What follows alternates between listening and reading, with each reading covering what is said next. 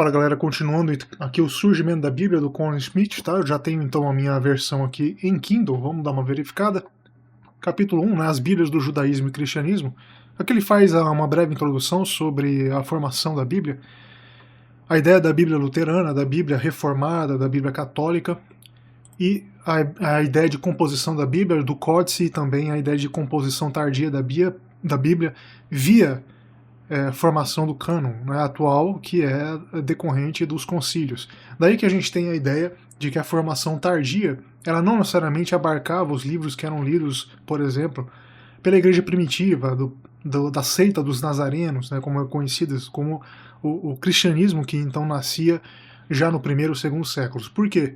Porque já no primeiro e segundo séculos alguns textos eram tidos como esperados, e eram utilizados como textos de referência que não são utilizados mais. A exemplo do Evangelho de Tomé, a primeira parte, né? Proto-Evangelho de Tiago, que teve uma influência muito grande na formação da ideia de Maria, né? Da conduta de Maria, da forma como ela se expressava, ou como ela educou a Jesus Cristo, ou então como ela era vista pela própria igreja. Por isso a importância de você não trabalhar somente com os textos do cânon, né? Dos textos já assumidamente vinculados à Bíblia moderna, à Bíblia atual, seja reformada ou católica, se a gente trabalhar aí com os deuterocanônicos, né? Então, por essa breve ideia que ele traz aqui, ele fala inclusive que a terminologia correspondente já pode ser encontrada na própria Bíblia. Já a tradução grega do termo hebraico livro, Sfrahim, em Daniel 9:2, designam os livros bíblicos de Bíblia, ou seja, já naquela época. Já na época de Daniel, havia a ideia da formação do corpus, né? E esse corpus ele era respeitado, mas, é o que mais importante, não só respeitado, era o corpus em si que ele era incrementado, ou seja, você tinha um livro formado e nesse livro você tinha a incrementação, a formação de novos textos intratexto. E qual que é a importância dessa ideia? Por exemplo, o livro de Isaías, né?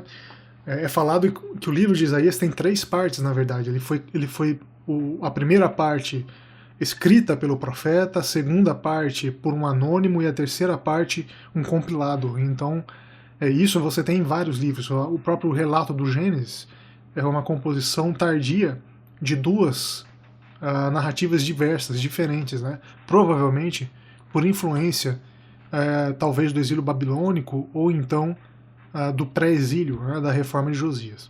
Aí aqui ele coloca então que Flávio José encontra as designações de livros sagrados, ou seja, a ideia normal, né, natural, de você sempre sistematizar e acumular esses livros em um único instrumento. Ele informa então que na Bíblia judaica e Bíblia cristã você tem o Antigo e o Novo Testamento, e na Bíblia judaica você só tem o Antigo Testamento, que seria então a Torá. Não só a Torá, mas também os livros proféticos, né? E aqui ele menciona que no judaísmo, desde a antiguidade, livros bíblicos eram escritos sobre rolos, e esse era o formato de livros que predominou até o 3º século da era cristã, também em outras culturas antigas, como por exemplo no Egito, Grécia e Roma. No vídeo anterior, do História Primitiva de Deus, a gente teve a ideia, na verdade no livro sobre a adulteração do Evangelho de Marcos. Por quê? Geralmente a ponta final e a ponta inicial, que era aquela que ficava enrolada dentro do rolo, ela era carcomida, né? Ela era dissolvida, degradada. É por isso que há dezenas de exemplos em que o final e o início do livro foram perdidos, que é uma das hipóteses trabalhadas no Evangelho de Marcos. Tá? Sobre os manuscritos cristãos, ao contrário dos livros antigos que formaram a cultura judaica, foram quase exclusivamente códices e não rolos. Códices e não rolos. São desde os primeiros testemunhos do século II. Tá? Muito se tem discutido sobre as possíveis razões para isso, e vários fatores não mutuamente excludentes podem ter desempenhado um papel nessa questão. Por exemplo, já em tempos antigos, palavras de Jesus ou coletâneas de ditos podem ter sido registradas para preservação e disseminação. Então você não tinha aquela ideia do rolo, aquele compêndio que era tratado enquanto rolo contínuo, que era aberto e lido perante uma multidão. Desde o cristianismo primitivo, você tinha a formação de escritos, talvez fragmentários, das palavras de Jesus Cristo que depois foram utilizados para a formação dos evangelhos. Daí você tem a ideia do evangelho que, né, de Quelle, da ideia de fonte no alemão, que é o evangelho Q formador também dos evangelhos sinóticos. Por quê? Porque você tinha no evangelho Q um dito, uma coletânea de ditos de Jesus Cristo. Essa é uma das teorias. Essa, já falando aqui, que essa teoria não é trabalhada por James Dunn nem por N.T. Wright, tá? Eles vão pela linha de que toda a formação inicial do Novo Testamento partiu da ideia da oralidade, não necessariamente de que aquilo que foi dito foi colocado no papel, e sim de que aquilo que foi dito foi rememorado por aqueles que ouviram e repassado. E a partir disso, depois chegou-se à formação do texto final do Evangelho, dos Evangelhos, né? No caso, Mateus, Marcos e Lucas. Lucas, então, depois corroborando a caminhada cristã dos apóstolos através de Atos, sendo um livro tardio aos próprios evangelhos, e o Evangelho de João, um livro absolutamente tardio, na ideia aí de 70, 90 depois de Cristo, e o maior formador das doutrinas gnósticas, né? As doutrinas gnósticas beberam da fonte do Evangelho de João. Ele continua que a partir do século IV também foram produzidos códices maiores de escritos bíblicos, por vezes elaborados de forma dispendiosa. Exemplares famosos são o Códice Sinaítico e o Códice Vaticano, do século IV. Isso aí te lembra alguma coisa, né? A gente já está falando aqui dos códices que compõem os textos receptos, majoritários depois da discussão do texto crítico.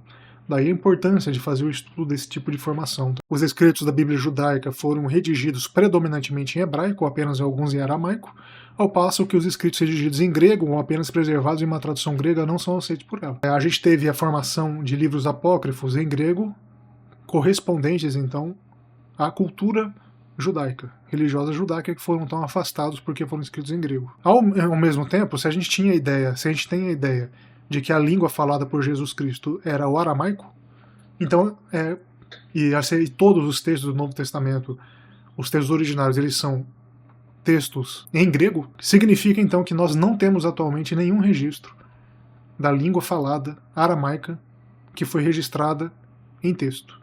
Ou seja, tudo se perdeu. Ou se perdeu, ou sequer foi escrita em aramaico. Foi desde o início, já pela helenização, colocado no papel em grego. Sobre o sínodo de Jamnia, que é mencionado, que teria ocorrido em Jamnia, que é mencionado para a formação dos textos judaicos, ele coloca aqui que a suposição de que num sínodo de judeus teria sido definida uma coletânea normativa de escritos é anacrônica.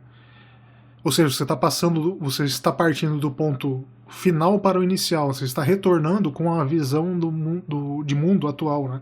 E não faz jus aos complexos processos que levaram à formação da Bíblia judaica. Ele cita a fonte. Deve-se partir muito mais do fato de que num período após o ano fatídico de 70, que seria pela derrubada do templo, né? Destruição do templo pelos romanos, foram coletadas tradições e escritos pelo judaísmo rabínico, que deveriam formar uma base para a autocompreensão judaica no futuro, enquanto em relação à Torá e ao corpo dos escritos proféticos havia consenso, em relação ao Ketuvim, aos escritos, havia necessidade de discussão. E ao mesmo tempo a Mishnah, a fixação por escrito de doutrinas orais de antigos eruditos judeus, desenvolveu uma coletânea própria de interpretações que cedo ultrapassaria a bíblica em termos de importância prática. Tá? Então a ideia da formação do Ketuvim do Mishnah é uma ideia tardia, mas também é uma ideia que vem aí de sucessão oral ou então por entendimento sucessório, né? Ou seja, você não faz a fixação em um único momento, como no caso que seria o sínodo de Jamnia. Não. Você faz a construção conforme as décadas e séculos para então fixar o que seria o texto canônico. Nas igrejas ortodoxas e católica romana, eles detêm o status de escritos canônicos ou deuterocanônicos. Já nas igrejas da Reforma, eles valem apenas como apócrifos. Tá? Isso daí é considerado um erro pela maioria esmagadora dos historiadores. Tá? Os deuterocanônicos não podem ser considerados apócrifos, tá? Porque eles relatam, eles fazem às vezes de registro histórico, se não confiável, pelo menos com paralelismo histórico. Ou seja, você pega a ideia que está formada naquele texto, e aí você estuda aquele texto e através do estudo você retira a exceção. Exemplo, por exemplo, dos próprios livros cristãos, se você tem a discussão do adultério de Maria sendo combatido, então é óbvio que o adultério de Maria era um assunto corrente, ainda que depois ironizado em textos judaicos. Tá? Isso é importante para a gente definir um critério também científico de estudo, né? É que ele menciona quais são esses livros, né? Judite, Sabedoria, Tobias, Siracida, Baruque, 1º e 2º Macabeus, acréscimos aos livros de Daniel e Esther, bem como a oração de Manassés. Tá?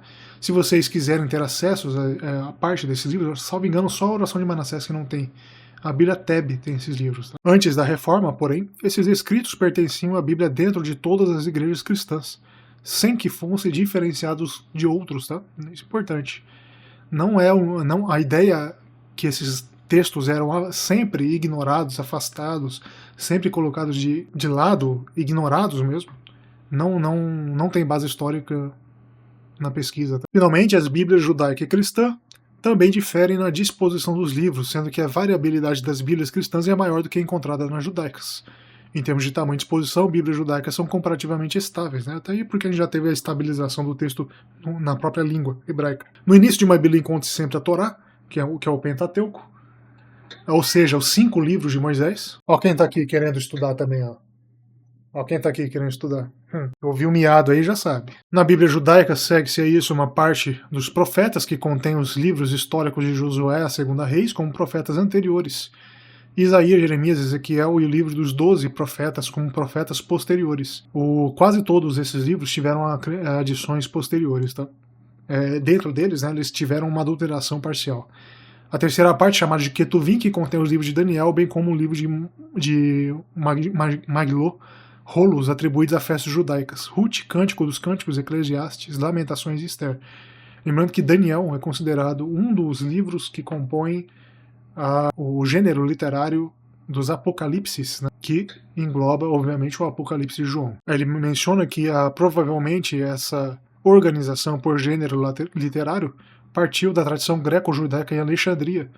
Os bibliotecários de lá teriam introduzido nos livros bíblicos uma estrutura de ordem baseada em gêneros literários, que é o que perdura até hoje. Aí essa disposição está documentada no Códice Vaticano, Códice Sinaítico Alexandrino, colocam os escritos sapienciais no fim do Antigo Testamento. Aqui ele coloca que existe uma linha de consonância entre judaísmo e cristianismo na menção dos profetas, nas fórmulas litúrgicas, nas orações, vez que os cristãos remetem, né, aos livros do Antigo Testamento para fazerem as suas análises. Ele coloca que a compilação dos 4 evangelhos surgiu no decorrer do século II. Aí que a ideia é errônea. Tem que ser afastada essa ideia de que os 4 evangelhos já estavam formados desde o século I. Isso não procede pela pesquisa. A compilação das cartas de Paulo começou igualmente no século II, possivelmente até já o fim do século I. Essa coletânea, que por fim veio a incorporar o Novo Testamento, compreende 14 cartas, dentre as quais as autênticas, ou seja, escritas pelo próprio Paulo, como também as cartas mais escritas em seu nome, a exemplo das cartas aos Hebreus. Hoje, a maioria das Bíblias já tratam as cartas aos Hebreus como uma carta anônima. Sobre as divergências do Novo Testamento, ele menciona o Novo Testamento sírio. A título de exemplo, continha até o século V o chamado de Tessarum, que é em lugar dos 4 evangelhos, uma obra composta por Taciano no século II, unindo os 4 textos em uma única narrativa. Tá? Hoje isso você entende como absurdo. Nossa, seria um absurdo. Só que até o século V nós tínhamos essa ideia. Tá? No Novo Testamento sírio, da Igreja Síria. O cânone bíblico etíope reconhece 81 livros, contando também os apócrifos na tradição ocidental. Nestes livros, o número encontra-se claramente delineado, mas não a seleção. Lembrando que a igreja etíope é considerada uma das igrejas aí mais antigas, né, junto com a Armênia. Não é possível, segundo o autor, traçar uma linha divisória nítida entre textos bíblicos e não bíblicos para os primeiros tempos do cristianismo, nem para os tempos posteriores.